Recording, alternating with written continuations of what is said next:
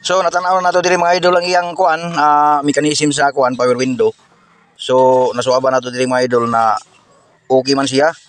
Gibunlot na to ning kuan mga idol kining iyang sa motor mismo nga supply kani. Mao man ning sa motor mismo.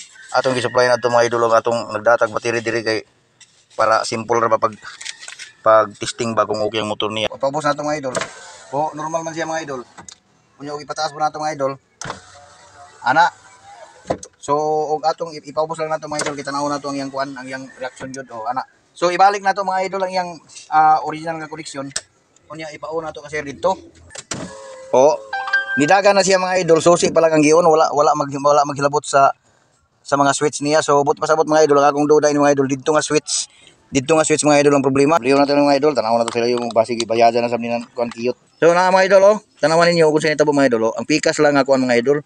Kining pikas lang nga nag-ana diri, moy natanggal. Bali ang nabilin kanina diri duha sa pikas.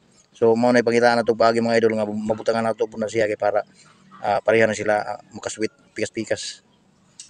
So dari na mga idol, ato na tagpinsahan ni mga idol ato kan tag kuanan siya. Tag butangan ng plastic. Yang ani magkatupong pero at least okay ra. Ato testingan mga idol kung kuan mo function ba siya.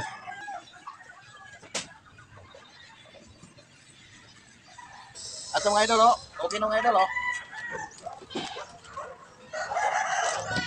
Apat piso ra ba daw kayo? Okay na siya mga idol, dito okay na. So, daghang salamat mga idol.